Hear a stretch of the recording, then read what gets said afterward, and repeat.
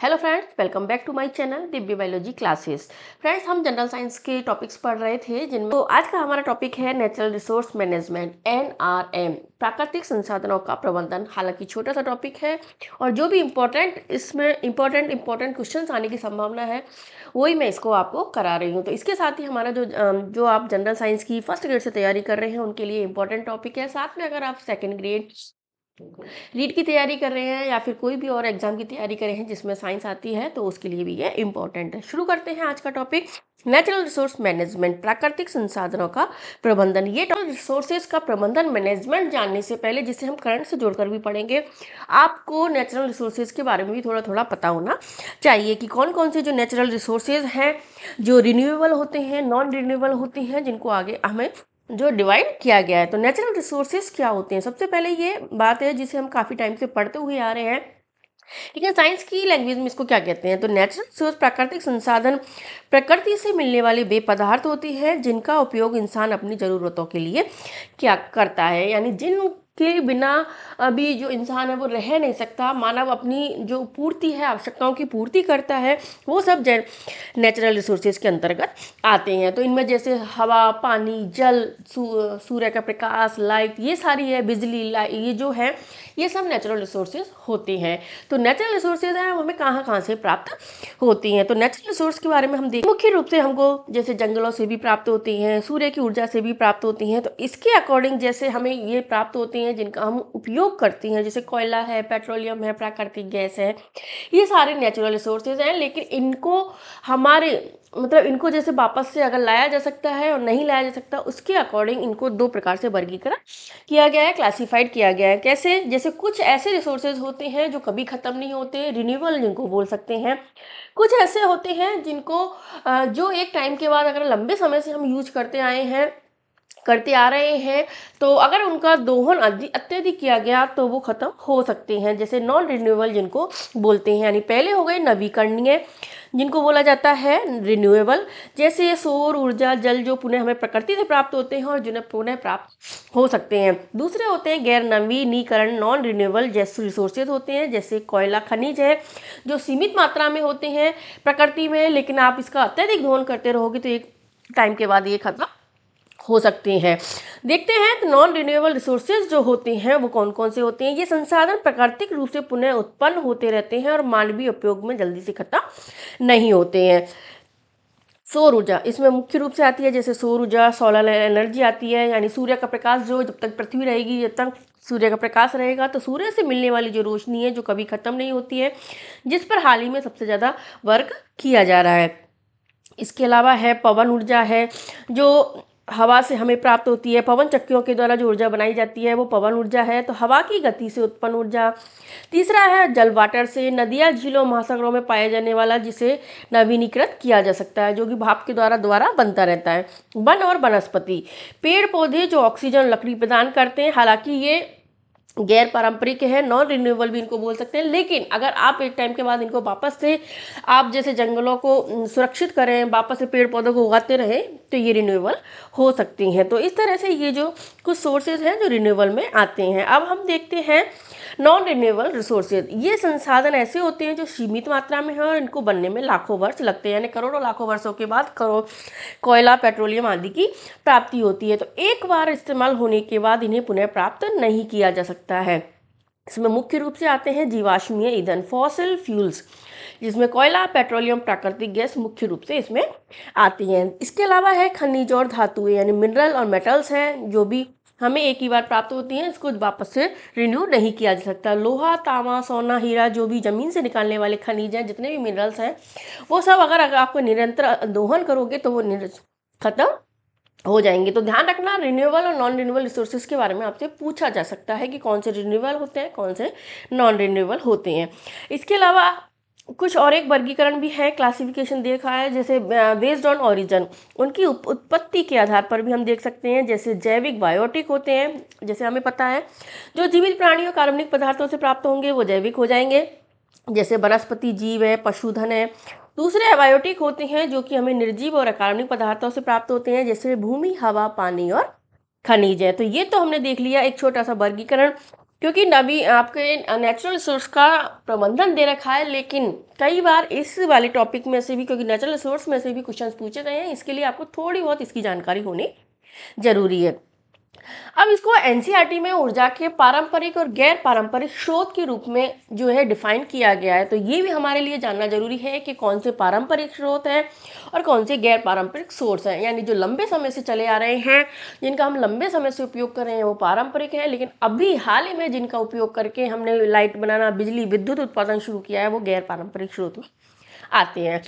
पारंपरिक स्रोत की बात करें तो कन्वेंशनल एनर्जी सोर्सेज भी जिनको बोला जाता है, यानी ऐसे स्रोत जिन्हें जीवाश्म ईंधन कहते हैं, यानी जीवाश्म ईंधन इनको मुख्य रूप से बोला जाता है। इनके सीमित भंडार हैं और एक दिन ये समाप्त हो जाएंगे। तो पारंपरिक स्रोत में कन्वेंशनल एनर्जी रिसोर्सेज में कौन से आते हैं? जीवाश्मीय ईंधन जो हमने पढ़े थे अभी, कोयला, पेट्रोलियम, प्राकृतिक गैस, जिनका हम लंबे समय से उपयोग करते आ रहे हैं, लेकिन इनके सीमित भंडार हैं और ये एक दिन समाप्त हो जाएंगे। ये कार्बन उत्सर्जन के मुख्य कारण होते हैं। जैसे कोयला, पेट्रोलियम, प्राकृतिक गैस सीमित है, ये प्रदूषण फैलाते हैं और लंबे समय से उपयोग में लिए जा रहे हैं और लंबे समय तक इनका दोहन होता रहा, तो ये एक दिन समाप्त हो जाएंगे। सीमित है, नॉन रिन्यूएबल होते हैं और उच्च प्रदूषण कारक इनको बोला जाता है। तो ये है ऊर्जा के पारंपरिक स्रोत। आप ध्यान रखना, अभी जैसे हाल ही में जो क्राइसिस हुआ है, जो ईरान इजराइल से जहाँ पे इनके कुएं हैं कोयला, पेट्रोलियम, प्राकृतिक गैस के, तो अभी गैस की जो कमी आई है वो इसी कारण से आई है, क्योंकि ये एक सीमित मात्रा में और सीमित स्थानों पर ही पाए जाते हैं। अब इसमें है, हम मुख्य रूप से देखें कि जो जीवाश्म ईंधन हम बोल तो रहे हैं कि गैर पारंपरिक स्रोतों को जीवाश्म ईंधन बोलते हैं, तो जीवाश्म ईंधन है वो कैसे मिलते हैं? तो जीवाश्म ईंधन है उनके जलने पर मुक्त होने वाले कार्बन, क्या कौन कौन सी गैस निकलती है? ध्यान रखना, नाइट्रोजन तथा सल्फर के ऑक्साइड और अम्लीय ऑक्साइड इसके अंतर्गत होते हैं। बहुत ही इंपॉर्टेंट है, पूछा जा सकता है। तो जीवाश्म ईंधन के जलने पर कार्बन, नाइट्रोजन तथा सल्फर के ऑक्साइड और अम्लीय ऑक्साइड है वो मुक्त होते हैं। इनके कारण अम्लीय वर्षा होती है, क्योंकि अम्लीय वर्षा के लिए क्या क्या चाहिए हमको? HNO3 प्लस H2SO4 मिलकर अम्लीय वर्षा करते हैं, यानी नाइट्रोजन और सल्फर के ऑक्साइड मिलकर अम्लीय वर्षा करते हैं, जो हमारे जल तथा मृदा के संसाधनों को प्रभाव करती है, यानी हमारी जो भूमि है, हमारे जल है, उसको दूषित करती है। वायु प्रदूषण की समस्या के अतिरिक्त कार्बन डाइऑक्साइड जैसी जो गैसें हैं वो ग्रीन हाउस के प्रभाव को भी दिखाती हैं। तो ये जीवाश्मीय ईंधन है जिनसे हमें कुछ जो है नुकसान भी होते हैं। इनमें जो जीवाश्मीय ईंधन में हम पढ़ते हैं, जैसे कोयला है, पेट्रोलियम गैस है, प्राकृतिक गैस है, ये हमें कहाँ से मिलते हैं? तो कोयला जिसका ऊर्जा का मुख्य स्रोत है, जो भारत में बड़ी मात्रा में मिलता है, जैसे झारखंड है, बिहार है, रांची है, इन सब में कोयला के बहुत अधिक सोर्सेज हैं। पेट्रोलियम जैसे परिवहन और औद्योगिक ईंधन के रूप में प्राप्त होते हैं, जैसे पेट्रोल और डीजल है, जो हमें ईरान, इराक, दुबई जैसे देशों से परचेज करने होते हैं। दूसरा अगला है प्राकृतिक गैस, CNG जिसको बोला जाता है। इसका full name compressed natural gas बोलते हैं इसको। ये एक स्वच्छ ईंधन है, लेकिन जीवाश्म ईंधन के रूप में एक गैर नवीकरणीय स्रोत है, यानी इससे हमें प्रदूषण तो नहीं मिलता है, पारंपरिक स्रोत है लेकिन प्रदूषण नहीं मिलता है, लेकिन ये गैर नवीकरणीय यानी नॉन रिन्यूएबल रिसोर्सेज है, इसको खत्म होने पर इसको वापस से उत्पन्न नहीं किया जा सकता है। ध्यान रखना, प्राकृतिक गैस का जो मुख्य घटक है मैथेन गैस है, ये बहुत इंपॉर्टेंट है, इस पर पहले भी क्वेश्चन आया हुआ है, आपसे पूछा जा सकता है। इसकी दो चीज़ इंपॉर्टेंट हो गई, या तो आपसे पूछ सकते हैं इसका फुल नेम क्या होता है, या फिर इसका जो मुख्य घटक है क्या है, मैथेन गैस है। इसके अलावा पारंपरिक स्रोत में जल विद्युत भी आती है, क्योंकि जल है वो हमारा काफ़ी टाइम से हमारी पृथ्वी पर, जब से पृथ्वी है जब से है, और जल से हम काफ़ी लंबे समय से बिजली बना रहे हैं, विद्युत बना रहे हैं, इसके लिए जल विद्युत है। यद्यपि यह नवीकरणीय है। ध्यान रखना, अगर गैर पारंपरिक स्रोत में प्राकृतिक गैस पूछ लें तो ये नॉन रिन्यूएबल है, लेकिन जो जल विद्युत है वो रिन्यूएबल है, लेकिन बड़े बांधों के कारण इसे अक्सर पारंपरिक रूप में वर्गीकृत किया जाता है, क्योंकि बड़े बांध बनाकर लंबे समय से बिजली उत्पन्न की जा रही है, इसीलिए इसे पारंपरिक रूप से वर्गीकृत किया जाता है। केवल एक ऐसा जो कंपोनेंट है जो वो पारंपरिक तो है लेकिन रिन्यूएबल होता है। तो ध्यान रखना, ऐसे क्वेश्चन हमेशा पूछे जाते हैं। अब है हमारे गैर पारंपरिक ऊर्जा स्रोत, नॉन कन्वेंशनल एनर्जी स्रोत, यानी जिनका लंबे समय से तो हम उपयोग नहीं कर रहे हैं, लेकिन हाल ही में इनका बहुत अधिक उपयोग होने लगा। इनको नवीकरणीय या नवीकरणीय रिन्यूएबल ऊर्जा स्रोत भी कहा जाता है, क्योंकि ये प्रकृति में प्रचुर मात्रा में है और इनका ये कभी भी समाप्त नहीं होंगे। जैसे अभी सौर ऊर्जा, पवन ऊर्जा, बायोगैस, भूतापीय ऊर्जा, ज्वारीय ऊर्जा, इनका एग्जाम्पल ध्यान रख लेना आप। इनका अभी अत्यधिक हम यूज कर रहे हैं। जैसे सौर पैनल के रूप में जब सबसे ज़्यादा यूज हो रही है, तो सौर ऊर्जा के बारे में हमारे लिए जानना भी बहुत ज़रूरी है। गैर पारंपरिक स्रोत नवीकरणीय, पर्यावरण के अनुकूल और अनंत होते हैं और ये हरित भविष्य के लिए स्थायी विकल्प प्रदान करते हैं। यानी स्वच्छ जो विश्व है वो ये जो क्रांति वो लाते हैं, नवीकरणीय होते हैं और न्यूनतम प्रदूषण इनके द्वारा होता है। तो ये स्रोत है वो ऊर्जा की दृष्टि से भी अच्छे होते हैं और प्रकृति की दृष्टि से भी अच्छे होते हैं। अब हम थोड़े से जो गैर पारंपरिक स्रोत हैं जो कि रिन्यूएबल होते हैं, इनके बारे में जो मुख्य रूप से अभी हाल ही में जो ज़्यादा यूज हो रहे हैं उनके बारे में पढ़ लेते हैं। जैसे सौर ऊर्जा है, सौर ऊर्जा है उसका बहुत अधिक अभी सौर पैनल लगाए जा रहे हैं, तो बहुत अधिक उपयोग किया जा रहा है। तो करंट से जोड़ के इससे क्वेश्चन पूछे जा सकते हैं। सोलर एनर्जी, सूर्य से मिलने वाली ऊर्जा जिसे सौर सेल और कुकर के रूप में करके बिजली में बदला जाता है। ध्यान रखना इंपॉर्टेंट ये है, सौर सेल बनाने के लिए हम किसका उपयोग करते हैं? सिलिकॉन धातु का उपयोग किया जाता है, सबसे इंपॉर्टेंट। और कई सौर सेलों को परस्पर संयोजित करके सौर पैनल बनाए जाते हैं, और सौर पैनल बनाते हैं तब इसमें किसका उपयोग होता है? सिल्वर का उपयोग होता है। ध्यान रखना, सौर सेल बनते हैं सिलिकॉन से बनते हैं, लेकिन जो सौर सेल है उनको आपस में जोड़कर जब सौर पैनल्स बनाए जाते हैं उसमें सिल्वर का उपयोग होता है। इस उच्च लागत तथा कम दक्षता होने पर भी सौर सेल का उपयोग बहुत से वैज्ञानिक और प्रौद्योगिकी अनुप्रयोगों के लिए किया जाता है, क्योंकि यह रिन्यूएबल सोर्सेज है। तो मानव निर्मित उपग्रहों तथा अंतरिक्ष अन्वेषक युक्तियों जैसे मार्स ऑर्बिटरों में सौर सेलों का उपयोग मुख्य रूप से ऊर्जा के रूप में किया जा रहा है। रेडियो अथवा बेतार संचार तंत्रों, सुदूर क्षेत्रों के टीवी रिले केंद्रों में भी सौर सेल पैनल का उपयोग किया जा रहा है। ट्रैफिक सिग्नलों, परिकल्पकों तथा बहुत से खिलौनों में भी आजकल सौर सेल का उपयोग किया जा रहा है। तो दो तीन चीजें हैं जो कि एक तो इसका उपयोग कहाँ अधिक किया जाता है, दूसरा सौर चैनल है, सेल या जो सौर पैनल है वो किससे बने होते हैं। अब हम बात करें, जैसे अगला है पवन ऊर्जा। हवा के प्रवाह से जो टरबाइन चलाकर उत्पादित की जाती है बिजली, जैसे बड़ी बड़ी पवन चक्की लगी होती हैं, जैसे हमारे जैसलमेर, बाड़मेर में जहाँ हवा बहुत ज़्यादा चलती है वहाँ पे लगी हुई है, वहाँ पर पवन ऊर्जा का उत्पादन किया जाता है। इसमें मुख्य रूप से भारत, तमिलनाडु, गुजरात, राजस्थान इसके प्रमुख केंद्र हैं। बायोमास या बायोगैस, ये इंपॉर्टेंट है क्योंकि हाल में अब सबसे ज़्यादा जोर इसी पर दिया जा रहा है, क्योंकि ये तो रिन्यूएबल है, ये हरित क्रांति को बढ़ावा देती है और स्वच्छता को भी बढ़ावा देती है। तो मुख्य रूप से जैसे जैविक कचरे, गोबर और पौधों से उत्पन्न जो खाना पकाने और बिजली के लिए भी उपयोगी होती है। ये जो ईंधन होता है ये पादप जंतु उत्पाद होते हैं, मतलब जो इनके लिए जैविक ईंधन यूज किया जाता है वो कौन सा है? बायोमास या बायोगैस में वो पादप जंतु उत्पाद होते हैं। तो इसलिए इन ईंधनों के स्रोत को हम जैव मात्रा या बायोमास कहते हैं। परंतु ये ईंधन अधिक ऊष्मा उत्पन्न नहीं करती और ईंधन जलाने पर अत्यधिक धुआं भी नहीं निकलता है। ये तो ये इसकी क्या है, इसका लाभ हो गया। गोबर है जो फसलों के काटने के पश्चात बचे अपशिष्ट हैं, सब्जियों के अपशिष्ट जैसे विविध पादप तथा बाहित मल जब ऑक्सीजन की अनुपस्थिति में ध्यानु अपघटित होते हैं तो क्या बनती है? बायोगैस बनती है। मोस्ट इंपॉर्टेंट लगा लेना, पूछ सकते हैं बायोगैस कैसे उत्पन्न होती है, क्योंकि आजकल ये तो नहीं पूछा जाता कि इसका घटक क्या है, आजकल पूरी एक लंबे स्टेटमेंट के रूप में क्वेश्चन दिया जाता है। तो बायोगैस है वो निकलती है। इस गैस को बनाने में उपयोग होने वाला सबसे मुख्य पदार्थ कौन सा है? गोबर होता है, इसलिए इसको हम गोबर गैस भी कहते हैं। बायोगैस को क्या कहते हैं? गोबर गैस भी कहते हैं। जो बायोगैस है जो कि एक संयंत्र में उत्पन्न की जाती है, इंस्ट्रूमेंट में बनाई जाती है, जो कि इस मिश्रण को एक टंकी में गोबर डाला जाता है, साथ में जल का एक गाढ़ा घोल इसमें डाल दिया जाता है, जिसको क्या बोलते हैं? स्लरी बोलते हैं, जहाँ से इसे डाइजेस्टर में डाल देते हैं। फिर डाइजेस्टर एक बंद कक्ष होता है जिसमें ऑक्सीजन नहीं होती। ध्यान रखना सबसे इंपॉर्टेंट यही है कि इसमें O2 नहीं होती है।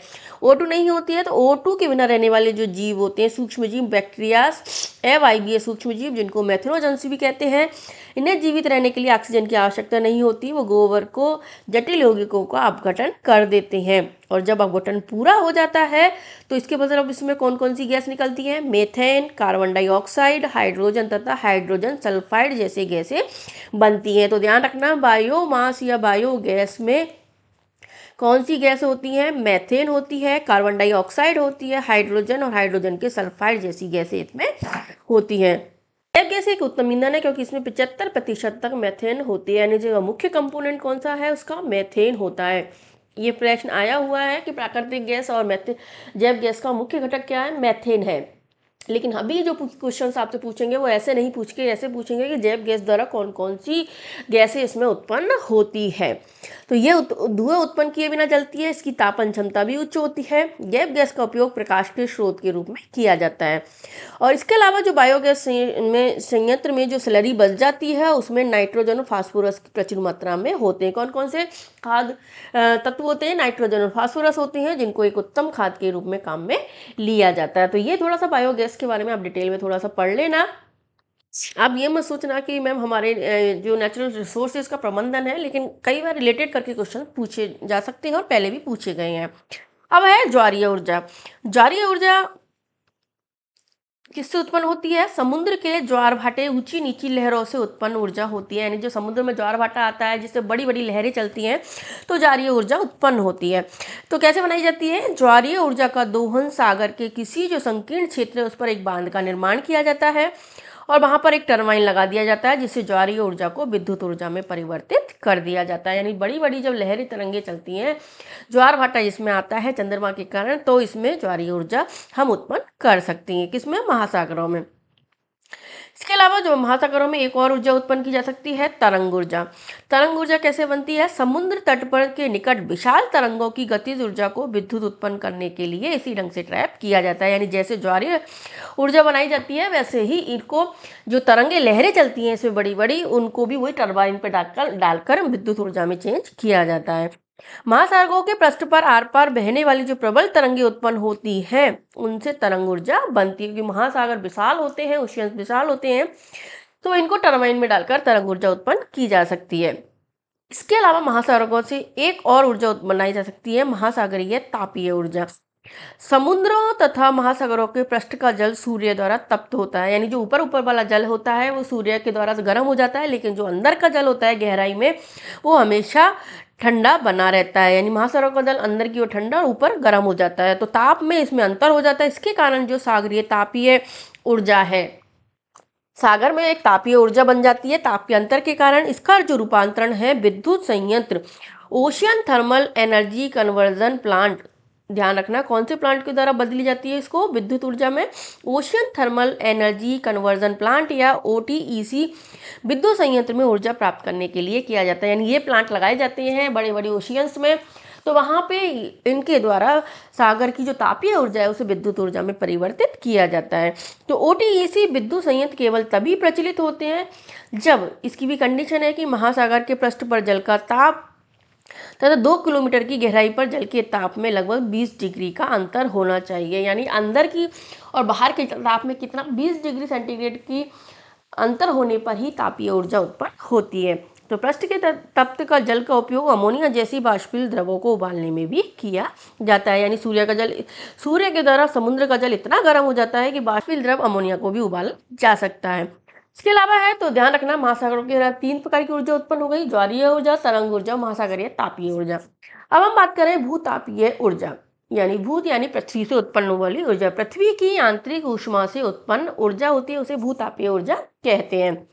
भौमिकीय परिवर्तनों के कारण भूप्रपटी में गहराइयों पर तप्त क्षेत्रों में पिघली चट्टानें ऊपर धकेली जाती है। यानी अंदर की, क्योंकि भूमि के अंदर, पृथ्वी के अंदर बहुत अधिक गर्मी होती है तो वहाँ पे चट्टानें पिघलती रहती हैं और उनको ऊपर की ओर धकेला जाता है, तो वे एक क्षेत्र में जाके एकत्रित हो जाती हैं। जब इन क्षेत्रों को तप्त स्थल हम कहते हैं।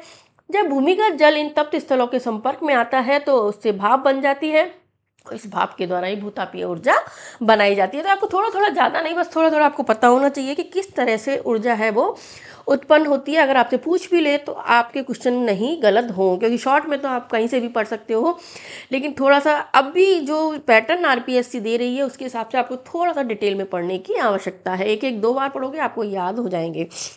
इम्पॉर्टेंट है अब नाभिकीय ऊर्जा, जिस पे सबसे ज़्यादा अभी जो है ध्यान दिया जा रहा है और काफ़ी टाइम से इसे बनाया भी जा रहा है। नाभिकीय विखंडन अभिक्रिया द्वारा उत्पन्न ऊर्जा, यानी नाभिकीय विखंडन अभिक्रिया द्वारा जो ऊर्जा बनती है उसे नाभिकीय ऊर्जा कहते हैं, न्यूक्लियर एनर्जी इसको बोला जाता है। तो नाभिकीय विखंडन अभिक्रिया क्या होती है, एक ऐसी प्रक्रिया है जिसमें किसी भारी परमाणु, कौन कौन से नाभिकीय विखंडन या न्यूक्लियर एनर्जी में कौन से तत्वों को यूज किया जाता है? यूरेनियम, प्लूटोनियम और थोरियम। ध्यान रखना, तीनों तत्वों के बारे में पूछ सकते हैं। यूरेनियम, प्लूटोनियम और थोरियम के नाभिक को निम्न ऊर्जा न्यूट्रॉनों से जब बमबारी करके हल्के नाभिकों में तोड़ा जाता है तो इससे विशाल मात्रा में ऊर्जा उत्पन्न होती है। जैसे ये है यूरेनियम है, प्लेटिनियम या थोरियम। इन तीनों को ही जब इस पे न्यूट्रॉनों की बमबारी की जाती है तो इनके अणु, जब बड़े बड़े अणुओं को एक साथ तोड़ा जाता है तो इससे क्या निकलती है? ऊर्जा निकलती है। और वो ऊर्जा क्या होती है? नाभिकीय ऊर्जा होती है। तो ये किस कारण से होता है कि जब मूल नाभिक का द्रव्यमान, यानी जो इनका जो द्रव्यमान है वो व्यक्तिगत उत्पादों के द्रव्यमान के योग से कुछ अधिक होता है। यानी जिससे इससे जो उत्पाद बन रहे हैं, जो हमने रासायनिक समीकरण वाली अभिक्रिया में पढ़े थे, उन उत्पादों का द्रव्यमान कम होता है और इनका जो द्रव्यमान है वो अधिक होता है, तब यह प्रक्रिया होती है, ऊर्जा उत्पन्न होती है। तो उदाहरण के लिए कह सकते हैं, यूरेनियम के एक परमाणु विखंडन में जो ऊर्जा मुक्त होती है वह कोयले के किसी कार्बन परमाणु के दहन से उत्पन्न ऊर्जा की तुलना में कितनी होती है? 1 करोड़ गुना अधिक होती है। ध्यान रखना, स्टेटमेंट देके आपसे पूछ सकते हैं। ये एनसीईआरटी की लाइन है, तो कितनी होती है, इसलिए इन पॉइंट्स को आपको पढ़ना जरूरी है। तो यूरेनियम के परमाणु के विखंडन में जो ऊर्जा मुक्त होती है वह कोयले के किसी कार्बन परमाणु के दहन से उत्पन्न ऊर्जा की तुलना में 1 करोड़ गुना अधिक होती है। तो विद्युत उत्पादन के लिए डिजाइन किए गए नाभिक जो संयंत्र होते हैं वो नाभिकीय ईंधन स्वपोषी विखंडन श्रृंखला विक्रिया में भाग लेते हैं और जिसे नियंत्रित दर पर ऊर्जा मुक्त होती है। इस मुक्त ऊर्जा का उपयोग भाप बनाकर विद्युत उत्पन्न करने में किया जाता है। यानी इस तरह से नाभिकीय विखंडन अभिक्रिया के द्वारा ऊर्जा उत्पन्न की जाती है। तो नाभिकीय जो विखंडन अभिक्रिया है उसमें मूल नाभिक तथा उत्पाद नाभिकों के द्रव्यमानों में जो अंतर होता है वो कितना माना है? डेल्टा एम माना है। और इसके कारण जो ऊर्जा है वो किसमें परिवर्तित होती है? ऊर्जा ई बनती है। इस ऊर्जा की दर को सन 1905 में अल्बर्ट आइंस्टीन एक वैज्ञानिक हुए थे। इन्होंने सर्वप्रथम व्युत्पन्न समीकरण E बराबर mc² दिया था। इन्होंने क्या समीकरण दिया था? अल्बर्ट आइंस्टीन ने E बराबर mc² दिया था, जिसमें उन्होंने बताया कि जो ऊर्जा है वो इस समीकरण के द्वारा नियंत्रित की जाती है और यह प्रकाश की निर्वात में चाल होती है।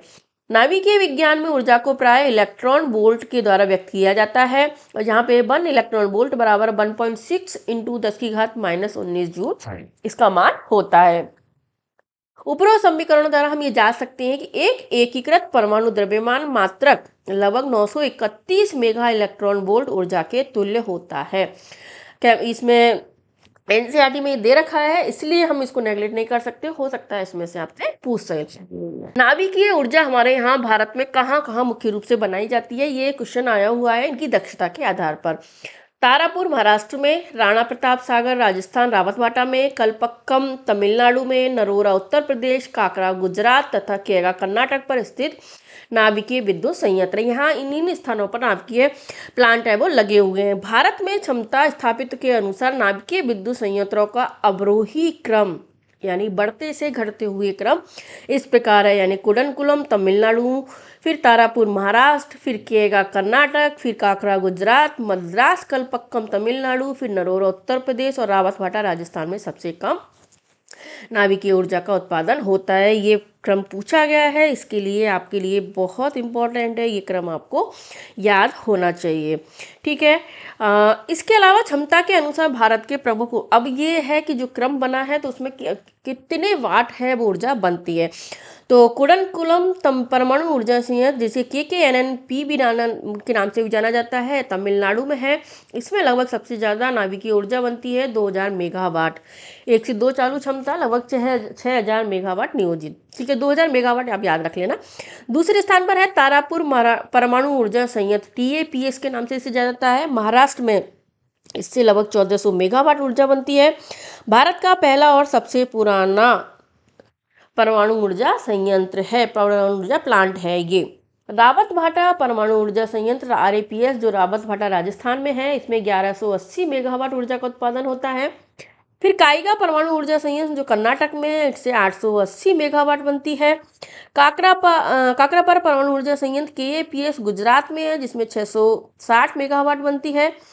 मद्रास परमाणु ऊर्जा संयंत्र एमईपीएस तमिलनाडु में है, जिसमें 440 मेगावाट बनती है। नरोरा परमाणु ऊर्जा संयंत्र एनएपीएस उत्तर प्रदेश में है, जिसे 440 मेगावाट बनती है। हालांकि रावत भाटा पहले सबसे कम में आता था, लेकिन अभी जो रावत भाटा है उसमें जो 8वीं यूनिट लगी है, 7वीं 8वीं यूनिट लगी है, उसके बाद इसमें जो क्षमता बढ़ चुकी है, तो इसके कारण इसका क्रम अब बदल चुका है। तो सबसे कम अब किसमें है? नरोरा परमाणु ऊर्जा संयंत्र में। ठीक है।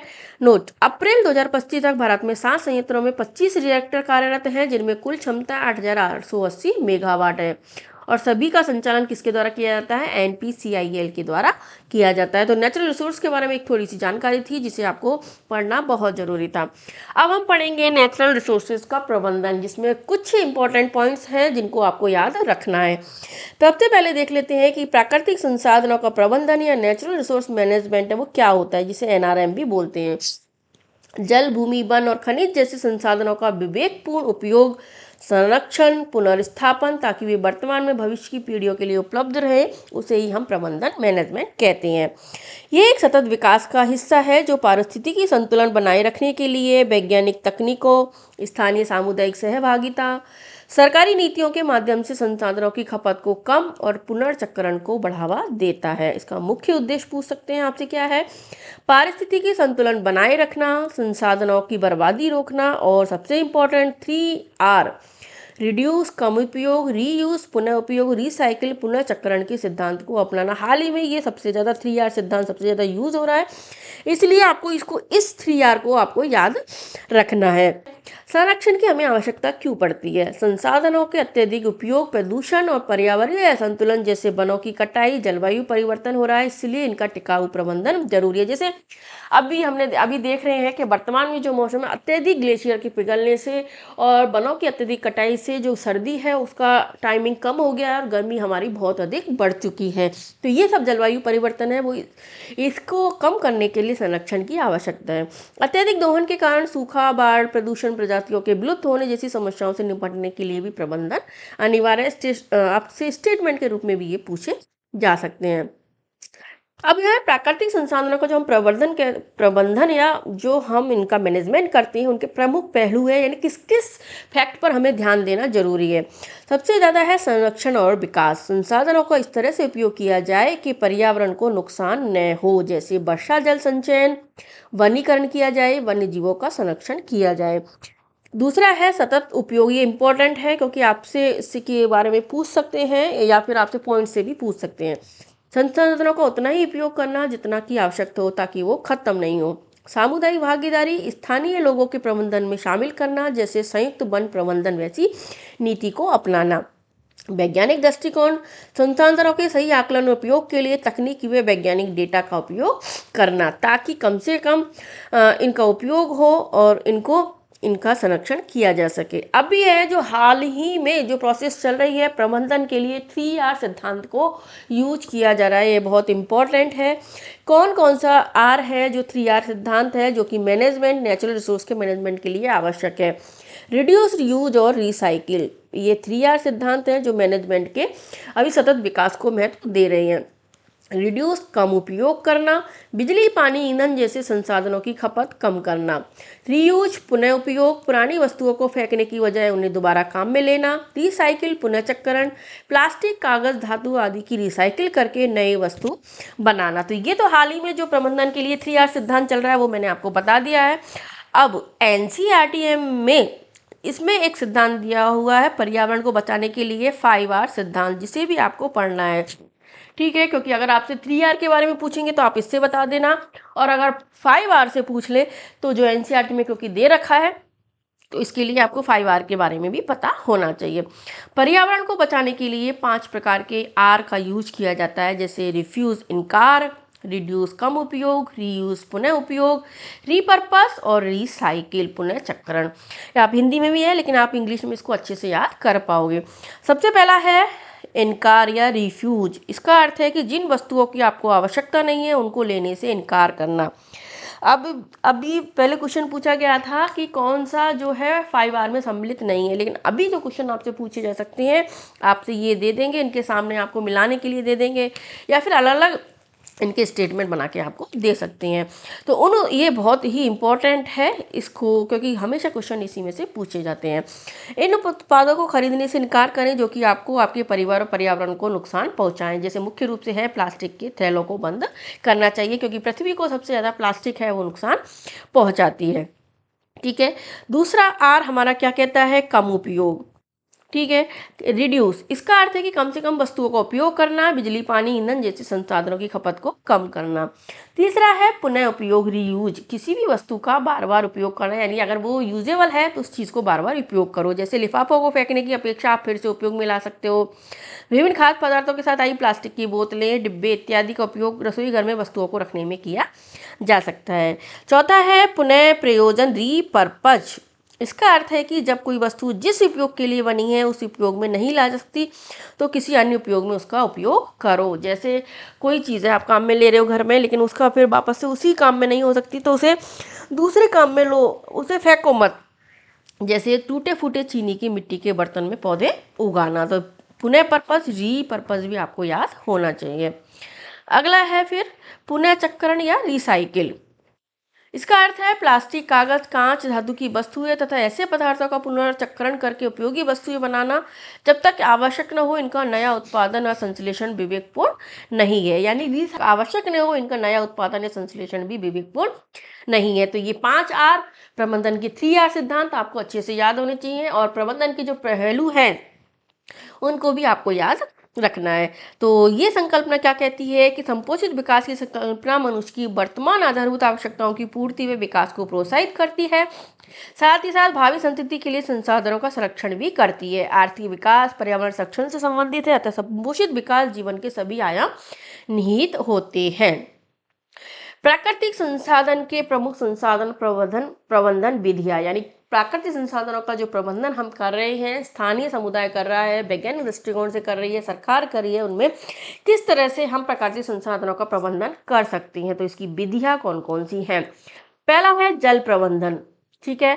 वर्षा जल संचयन, नदियों की सफाई जैसे गंगा एक्शन प्लान और ड्रिप सिंचाई का उपयोग करना। ठीक है। तो ये जल प्रबंधन के अंतर्गत आते हैं, जिसमें गंगा एक्शन प्लान किया भी गया था, पहले 2 बार गंगा की सफाई की गई, जिसे हम आगे पढ़ने वाले हैं। दूसरा है वन प्रबंधन, वनों की कटाई को रोकना, वृक्षारोपण, वनारोपण को बढ़ावा देना, स्थानीय लोगों को शामिल करके संयुक्त वन प्रबंधन या जॉइंट फॉरेस्ट मैनेजमेंट को लागू करना। तीसरा है मृदा संरक्षण, मृदा अपरदन को रोकने के लिए फसल चक्र, क्रॉप रोटेशन और जैविक खेती को बढ़ावा देना। खनिज प्रबंधन कर सकते हैं, खनिजों का विवेकपूर्ण उपयोग करो, पुनर्चक्रण रिसाइकलिंग करो, और कोयला पेट्रोलियम जैसे जीवाश्म ईंधन के बजाय हमें अधिकतर सौर ऊर्जा, पवन ऊर्जा जैसी जो एनर्जी है उसका यूज करना चाहिए। तो ये कुछ प्रबंधन की विधियां हैं। इसके अलावा सतत विकास दृष्टिकोण पर भी हमें जोर देना चाहिए, यानी संसाधनों का दोहन इस प्रकार करें कि पर्यावरण को वो नुकसान नहीं पहुंचाएं, जिसके लिए 3R सिद्धांत अपनाना आवश्यक है। जो प्रबंधन का 3R सिद्धांत मैंने अभी बताया ना, रीयूज, रिड्यूस और रिसाइकिल वाला, उसको आपको अच्छे से याद रखना है। सामुदायिक और गैर सरकारी भूमिका, यानी मुख्य रूप से प्रबंधन में सामुदायिक भी और गवर्नमेंट की भी भूमिका होती है। जैसे स्थानीय समुदाय जो होते हैं, जैसे पवित्र उपवन और पारंपरिक प्रथाओं के माध्यम से वन और जल निकायों का संरक्षण करना। जैसे मैंने आपको बताया था अब इससे पहले जो बायोडाइवर्सिटी वाली क्लास में, कि जो पवित्र उपवन होते हैं वो एक ऐसे क्षेत्र होते हैं जहाँ पे कुछ जातियाँ, जैसे जैसे आदिवासी जातियाँ होती हैं, वो उन क्षेत्रों को विशेष रूप से पूजा करते हैं ताकि उनमें वनों को नहीं काटते, उनके जो वाइल्ड लाइफ है, वन्य जीव है, उनको भी नुकसान नहीं पहुंचाते हैं। तो स्थानीय समुदाय द्वारा इस तरह से संरक्षण किया जा सकता है। इसके अलावा जैसे राजस्थान है, उसके बिश्नोई समाज होता है, उसमें वन व वन्य प्राणियों के संरक्षण के लिए धार्मिक अनुष्ठान किया जाता है। इसके लिए जीव संरक्षण हेतु एक अमृता देवी बिश्नोई राष्ट्रीय पुरस्कार भी दिया जाता है। ये भारत सरकार द्वारा शुरू किया गया पुरस्कार है। यह पुरस्कार अमृता देवी बिश्नोई की स्मृति में दिया जाता है, जिसने 1731 में राजस्थान के जोधपुर के पास खेजरली जो गांव था, उसमें खेजड़ी वृक्षों को बचाने के लिए 363 लोगों के साथ अपने आप को बलिदान दिया था। इंपॉर्टेंट है, पूछा जा सकता है, एनसीईआरटी में भी दे रखा है। तो जीव संरक्षण हेतु राजस्थान में कौन सा पुरस्कार है? अमृता देवी बिश्नोई राष्ट्रीय पुरस्कार है, जिन्होंने 1731 में खेजड़ली गांव में खेजड़ी वृक्षों को बचाने के लिए 363 लोगों के साथ अपने आप को बलिदान दिया था। इसके अलावा चिपको आंदोलन, जो कि कहाँ पे शुरू किया गया था, ये जो सुंदरलाल बहुगुणा थे, एक उन्हों के द्वारा शुरू किया गया था। इन्होंने स्थानीय निवासियों को वनों से अलग करने की नीति का परिणाम बनाया था। यह आंदोलन हिमालय की ऊंची पर्वत श्रृंखला में गढ़वाल के रैनी नामक एक गांव की घटना 1970 के प्रारंभिक दशक में हुआ था, जिसमें लकड़ी के ठेकेदार और स्थानीय लोगों के बीच में विवाद हो गया। स्थानीय लोग उन पेड़ों से लिपट गए थे, जिसके कारण इसको चिपको आंदोलन कहा गया था। तो ये इसका जो प्रवर्तक थे वो थे सुंदरलाल बहुगुणा। इसका भी नाम ध्यान रख लेना आप, सुंदरलाल बहुगुणा थे। तो ये तो थी स्थानीय लोगों की भागीदारी दी जाती है, जिसके कारण संरक्षण किया जा सकता है। इसके अलावा सरकार के द्वारा भी पर्यावरण नीतियां, वन संरक्षण अधिनियम बनाए जाते हैं, प्रदूषण नियंत्रण अधिनियम यूरो सेकंड लागू करना, जिनके द्वारा प्राकृतिक संसाधनों का प्रबंधन किया जाता है। गंगा सफाई, इसमें एक तहत काम किया गया था गंगा सफाई योजना, जिसमें कई करोड़ की योजना करीब 1985 में प्रारंभ की गई थी, क्योंकि गंगा के जल की गुणवत्ता कम हो गई थी। हालांकि ये पुरानी योजना है, लेकिन एनसीईआरटी में दी हुई है, इसके लिए आपको थोड़ा सा इसके बारे में पढ़ना जरूरी है। इसमें एक जीवाणु पाया जाता है, कोलीफॉर्म जीवाणु का एक वर्ग है, जो कहाँ पर मिलता है, मानव की आंत में क्वेश्चन आया हुआ है। कोलीफॉर्म जीवाणु जो कि मानव की आंत में, इंटेस्टाइन में पाया जाता है। अगर जल में इसकी उपस्थिति है तो इससे सूक्ष्म जीवाणु द्वारा जल का संदूषित होना माना जाता है, यानी जल के प्रदूषण को व्यक्त करता है कोलीफॉर्म जीवाणु का जल में पाया जाना। तो दो क्वेश्चन हो गए इसमें। एक तो कोलीफॉर्म जीवाणु कहाँ पाया जाता है, मनुष्य की आंत में पाया जाता है। दूसरा हो गया जल प्रदूषण का सूचक कौन सा जीवाणु है, कोलीफॉर्म जीवाणु है। इसके अलावा नमामि गंगे कार्यक्रम, जो कि जून 2014 में चलाया गया था केंद्र सरकार द्वारा, एक प्रमुख कार्यक्रम था, जो कि एकीकृत संरक्षण मिशन था। यह प्रदूषण संरक्षण, राष्ट्रीय नदी गंगा कायाकल्प के प्रभावी न्यूनीकरण, कौन कौन से दो उद्देश्य थे नमामि गंगे कार्यक्रम के, ये प्रदूषण संरक्षण और राष्ट्रीय नदी गंगा कायाकल्प के प्रभावी न्यूनीकरण के दो उद्देश्यों को पूरा करने के लिए शुरू किए गए थे। स्वच्छ गंगा के लिए राष्ट्रीय मिशन का कार्य भी किया जा रहा है, जिसे अक्टूबर 2016 में स्थापित किया गया था। तो ध्यान रखना, कुछ ये एनसीईआरटी की लाइन है जो पहले सरकार द्वारा काम किए गए हैं, तो ये भी आपको याद रखनी है ना। इसके अलावा कुछ और जल संग्रहण, वाटर हार्वेस्टिंग, जो लंबे समय से की जा रही है, ये भी है जो भी प्रबंधन का एक हिस्सा है। जल संग्रहण या वाटर हार्वेस्टिंग भारत में बहुत पुरानी संकल्पना है, जिसमें मुख्य रूप से राजस्थान में खादिन बनाए जाते हैं, बड़े पात्र व नाड़ी बनाई जाती है, महाराष्ट्र में बंधा रस व ताल बनाए जाते हैं, मध्य प्रदेश व उत्तर प्रदेश में बांदिस बोला जाता है इनको, बिहार में आहार और पाइन, और हिमाचल प्रदेश में कूल्हे बनाए जाते हैं, जम्मू के कांदी क्षेत्र में तालाब, और तमिलनाडु में एरिस टैंक, केरल में सुरंगम, कर्नाटक में कट्टा इत्यादि एक पारंपरिक प्रौद्योगिकी द्वारा जल का संग्रहण किया जाता है। तो ध्यान रखना, ये कुछ आपसे पूछ भी सकते हैं, और क्या कि एनसीईआरटी की लाइन है, इसके लिए आपको थोड़ा पढ़ना जरूरी है। इस तरह से वहाँ पर इन कुओं को बनाकर, या क्या कह सकते हैं, छोटे छोटे तालाब बनाकर जल का संग्रहण किया जाता है। इसमें जल संग्रहण के लिए मुख्य योगदान है भारत के वाटरमैन हुए थे, जिन्हें डॉक्टर राजेंद्र सिंह, जिन्हें वाटरमैन भी कहा जाता है। देश के सबसे सूक्ष्म क्षेत्र के सूखाग्रस्त गांवों के हजारों ग्रामीणों की जिंदगी इन्होंने बदली थी, इस तरह से कुएं, छोटे छोटे कुएं बनाकर। राजस्थान में मुख्य रूप से इन्होंने काम किया था, पानी को इकट्ठा करने के लिए 8600 जोहड़ और अन्य संरचनाओं का निर्माण किया, और राज्य भर के 1000 गांवों में पानी को वापस लाए थे। इसके लिए 2015 में इन्हें स्टॉकहोम पुरस्कार भी मिला था, और यह पुरस्कार प्रतिष्ठित पुरस्कार है जो उसके निवासियों की भलाई के लिए जल संसाधन के सुरक्षित संरक्षण में योगदान करने वाले व्यक्ति को दिया जाता है। तो ध्यान रखना, वाटरमैन के नाम से किसे जाना जाता है, डॉक्टर राजेंद्र सिंह को जाना जाता है, और जिन्हें स्टॉकहोम पुरस्कार भी दिया जा चुका है। अब हम बात कर लेते हैं जो कि नेचुरल रिसोर्स मैनेजमेंट से अभी तक आए हुए क्वेश्चंस हैं। एक क्वेश्चन आया था इसमें, जैसे पीवाईक्यू में पूछा गया है, बायोगैस वह संपीड़ित प्राकृतिक गैस का मुख्य घटक है, जो मैंने आपको अभी बताया था। ये स्कूल लेक्चरर 2020 वाली एग्जाम में पूछा गया था, तो इसका मुख्य घटक कौन सा है, मैथेन है। ठीक है, इसके अलावा कुछ और क्वेश्चंस भी हैं। एक क्वेश्चन पूछा गया है, स्कूल लेक्चरर एग्जाम 3 जनवरी 2020 को हुई थी, उसमें कि कोलिफॉर्म जीवाणु मानव के अंग में पाया जाता है, कौन से अंग में पाया जाता है। हालांकि आपको ऐसा लगेगा कि ये बायोलॉजी से जोड़कर है, लेकिन ये नेचुरल रिसोर्सेज वाले जो टॉपिक है उससे लिया गया था। तो किस में पाया जाता है? मानव की आंत में। अब आपसे पूछा जा सकता है कि जो कौन सा जीवाणु है इसकी जल प्रदूषण का सूचक है। इस तरह के क्वेश्चन अभी अधिक पूछे जाते हैं, तो उसका आंसर भी क्या हो जाएगा? कॉलीफॉर्म जीवाणु। ठीक है। इसके अलावा मैंने आपको बताया कि 5R सिद्धांत जो बहुत इंपॉर्टेंट है वो भी आपसे पूछा जा सकता है। निम्नलिखित में से कौन सा पर्यावरण की रक्षा के लिए उल्लेखित 5R में से एक है? रिफाइन नहीं है, रिपे नहीं है, रिचार्ज नहीं है, कौन सा हो गया? रिफ्यूज है, जो कि स्कूल लेक्चरर एग्जाम 2022 में पूछा गया था। अभी आपसे जो अभी करंट से जोड़ के पूछ सकते हैं कि जो प्रबंधन का 3R सिद्धांत है उसमें कौन सा आर नहीं है, ये आपसे आप पूछ सकते हैं। तो ये भी आपको याद रखना है। तो फ्रेंड्स, जो भी करंट से जोड़कर अभी पूछा जाता है मैं सब उसके लिए आपसे करा देती हूँ आपको पहले ही। अब है एक क्वेश्चन आया हुआ है कि निम्न परमाणु ऊर्जा संयंत्रों पर विचार कीजिए। जो मैंने अभी आपको परमाणु जो प्लांट्स है उनकी दक्षता बताई थी वो इसीलिए बताई थी। स्कूल लेक्चरर एग्जाम संस्कृत शिक्षा विभाग में 15 अक्टूबर 2022 को हुई थी, उसमें पूछा गया था। NPS2 नरोरा में है, TPAPS तारापुर महाराष्ट्र में है, KNP कुंडलमकुलम तमिलनाडु में है, RAPS रावतवाटा राजस्थान में है। तो उस टाइम के अकॉर्डिंग तो इसका आंसर था कि क्षमता के बढ़ते हुए क्रम में ये संयंत्र है। तो ठीक है, सबसे ज़्यादा तो सबसे कम उस टाइम किसकी थी? रावतवाटा की थी। तो रावतवाटा सबसे पहले आएगा, फिर उसके बाद NAPS था, फिर TAPS था, फिर KNNP जो कि कुडुनकुलम तमिलनाडु है उसकी सबसे ज़्यादा थी, है ना? ठीक है, तो ये ध्यान रखना है। लेकिन अभी वर्तमान के हिसाब से जो चेंजेस हुए हैं वो आपको याद रखने हैं। तो फ्रेंड्स, ये क्वेश्चन थे जो अभी तक पूछे गए थे, जो मैंने आपको करा दिए। साथ में नेचुरल रिसोर्स वाला टॉपिक है वो हमारा खत्म होता है। छोटा सा टॉपिक था, आपको सरसरी अच्छे से एक बार भी इसको पढ़ लोगे तो आपके क्वेश्चन गलत होने की संभावना इसमें से नहीं रहेगी। इसके बाद एक टॉपिक और बचता है हमारा पर्यावरण संरक्षण, कंजर्वेशन, एनवायरमेंट कंजर्वेशन।